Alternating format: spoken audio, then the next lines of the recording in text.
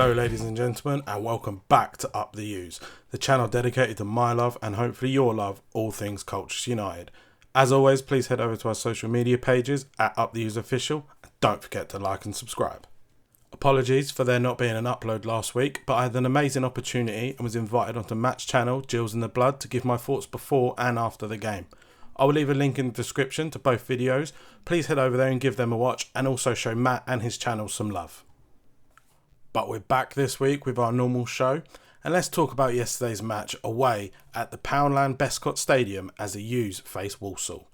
Over 240 fans made the over 300-mile round trip up the M6, and with a few new faces through the door on deadline day, fans were hoping some may appear in the matchday squad. But this is how the U's lined up against Walsall. After coming on as a sub last week against the Jills, Kelleher gets his first start since coming back from his injury. Also, after leaving on deadline day, Colchester have to get used to life without Junior Chamadou, so in steps Alex Newby, setting up in a traditional 4-4-2 with Taylor and Tavide running the line, with new signing Zach Mitchell making the bench. Now, a new element that I'm going to bring into the videos is rewatching the match highlights. Reed does really well there to win the ball back, but unfortunately is dispossessed, and straight away Skirk gets the ball straight into Hutchinson, who plays it out to Gordon, who gets a cross in, and the ball lands just on top of the roof of the net. Now, if we take a look back at the replay, for me, Greenwich needs to be much closer to his man to stop this cross coming in. Luckily, Connor Hall was there to marshal Draper away from the ball, and it goes out for a goal kick. Now, once again, Walsall get the ball, and they put it straight out to the left-hand side for Gordon. He holds the play up a little bit, lays it back into the defender, and a beautiful ball, I must say, up to League 2 talisman Jamal Matt, who gets a header goalwards, only for Goodman to make a brilliant save and push it out. As you can see here, Matt rises up, gets away from Connor Hall, a brilliant save by Owen Goodman to keep the score at 0-0. Now Colchester United have a throw-in. Egbo throws it down the line towards Joe Taylor, who tries to flick it on towards Tavide, but the Walsall defender is able to clear it. Kelleher then beats Jamal Matt to the ball to clear the lines, but it falls back to Hutchinson, who straight away gets it back out onto that left-hand side, and now Gordon is faced one-on-one with Greenwich. Greenwich does really well to screen the defender off and block the cross coming in. He then keeps very close to him, but unfortunately dives in at that point, which allows Gordon to get into the box and get a cross in towards Draper. Luckily, Egbo throws himself at the ball to get a block, and Connor Hall is there just to boot it out. Walsall obviously had a game plan. Get the ball out to Gordon and attack down our right-hand side. Greenwich gets sucked towards Gordon just then and allows Hutchinson to run down the line and cut back inside and get a really good effort off towards goal. Chilvers has had to drop back into the defensive line and try and cover for him. As you see there, Gordon still got away from Greenwich and the shot narrowly goes wide. It's actually quite nice to say this, but for once Walsall actually get the ball and don't attack down the left. Allen gets it and chips it all the way upfield towards McNetty, who headers it over towards Draper, who gets a really good effort off and actually hits the outside of the post. Very, very close to making it 1-0 to Walsall. It's a very tough day for the U's. It's quite nice to now talk about a chance for Colchester. We only had 3 shots on target and this was one of them. Chilvers does well to pick the ball up the edge of the box, and with a nice little 1-2 with Newby, takes a shot but unfortunately has no power and doesn't worry Evans in goal. As you see in the replay, possibly a better ball out to Egbo to then get a cross back in, but still a shot on target, but not a good one. Into the second half now, Walsall get a cross in, but Will Greenwich is there to be able to clear the lines. It goes out onto the Colchester United left-hand side. The player does get there before Taylor, and he unfortunately does catch him and picks up a yellow card. He was late. It was a very, very fast challenge, so it possibly looked a little worse than what it was. He tries to plead his innocence to the ref, but for me, definite yellow card for Joe Taylor. So from the resulting free kick, Tom Knowles gets the ball and whips it in, and Daniels is there all on his own to be able to head it into the net. Luckily for Colchester, he was just offside and the ball was ruled out, but he was able to get ahead of his man Kelleher and head it home. Now, I believe this free kick was about 5-10 minutes after Joe Taylor got his first booking. For me, I have no idea how that is a foul for Walsall. The player gets in the way of Taylor. He knew exactly what Colchester were wanting to do. And then as Taylor gets past him, he actually trips Taylor up. Thankfully, Taylor thinks, I'm just going to walk away and take myself away from this position. I think that gave the ref enough time to sort of calm down. He gives Taylor his final warning, and not long after this, he was taken off for Bradley Ihoven. For me, this is one part of Joe Taylor's game that I think he needs to work on a little bit. He's a little bit of a hothead, and when he eventually gets suspended for either a red card in a game or 5 yellow cards, he's going to be a big miss for Colchester. Walsall, they're then set and ready for the free kick. Tom Knowles whips it in and once again aims for Daniels, who narrowly misses the ball. If you watch in the replay, Samson Davide was marking him and let him go completely all on his own. You can see Connor Hall and Egbo both saying to him, that was your man. Unfortunately, this is where the goal comes. Greenidge gets it, plays it out wide to Egbo, but doesn't put enough on the ball, which allows Gordon to get it, sprint forward and get a cross in, but Kelleher is then able to clear the lines and pull it out from a throw.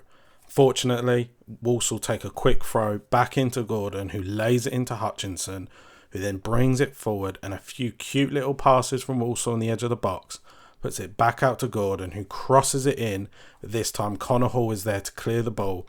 Davide doesn't get enough on it, and then the ball comes back to Hutchinson, who strikes it brilliantly to pull it into the top corner to make it 1-0 to Walsall. So now Colchester find themselves in a position they know all too well, trying to get something from a game from a losing position. Bandera gets the ball out wide, tries to get across him, but it gets blocked. Luckily, Reid is able to get there ahead of number 25 to win a free kick on the edge of the box.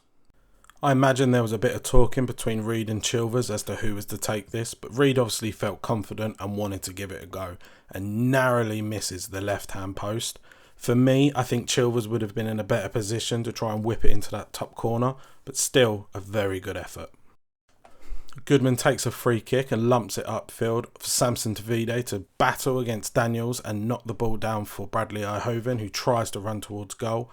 Davide then does brilliantly to win the ball back and then to also win a free kick in a dangerous area for the U's.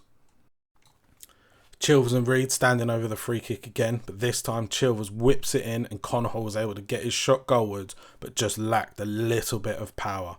The ball then goes back out wide to Noah Chilvers, who's got a box full of Colchester United players, takes on his man, beats him and tries to whip in a cross-come shot towards the back post. In the replay, you can see after the save, Kelleher and Jay are both sprinting towards it to try and turn it in, but Daniels is there first to clear his lines.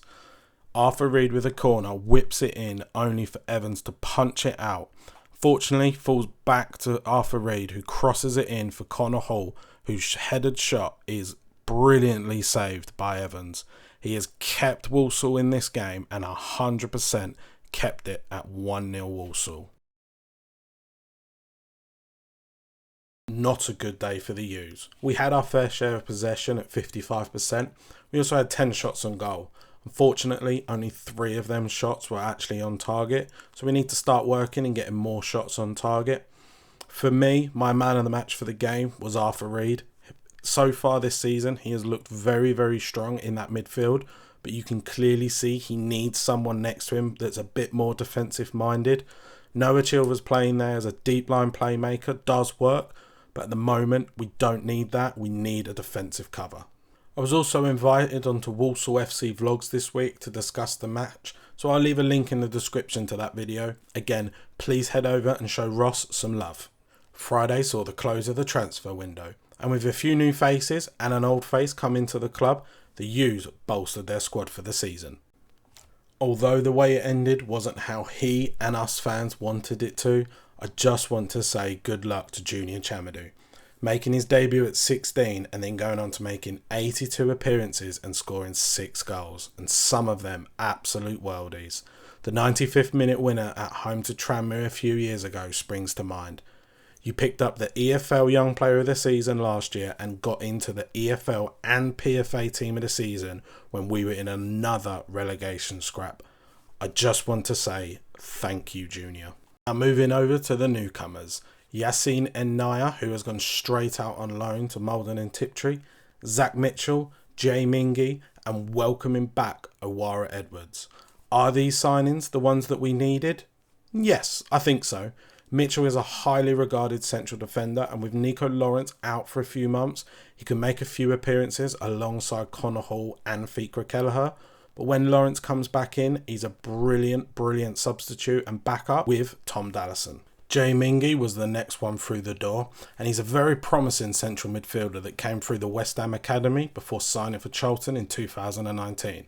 He then moved on to Portsmouth, where he made 26 appearances last year, and he could be that defensive cover we've really needed. And then we welcome back Owara Edwards. Now this is a signing that I didn't think would happen. He first joined us in January 2022, and he hit the ground running when he scored for the U's against Sutton United just 24 hours later. He then scored 2 more goals against Leyton Orient and Scunthorpe United, and also picked up assist in the same game. Unfortunately, he then picked up an injury against Bristol Rovers and missed the rest of the season. But he did then come on towards the end of the season for one last game. Hopefully, these lads can come into the squad and start to tighten things up a little bit. Taking a look at the table now, and it doesn't look great, does it? Not really where we wanted to see ourselves. Doncaster and Sutton are not looking good at all, and with our next game being against the team directly above us, I can't believe I'm saying this already, it's a must-win game. If we win that and Stockport lose, we can move up a couple of places, and then one more win and results going our way, we could really start to climb the table. One last thing before we go, I just want to say a massive thank you to every single one of you that have liked, commented, subscribed, followed me on Twitter and Instagram, or just engaged in any of the Twitter posts that I have put out. It has been amazing. So thank you. Another chance that you have given me was being able to join EFL genius Gabe Sutton on his EFL Debate podcast. Again, a link will be down below. Please head over and show Gabe some support. He is amazing at what he does, and his knowledge is just out of this world. But that's it for this week. Please head over to our socials at UpTheUsOfficial, and don't forget to like and subscribe. Next week's episode might be up a little later than usual, as I won't be about on Sunday to record, so it may be uploaded on Monday or Tuesday. But for now, thank you so much for watching, and as always, up the U's.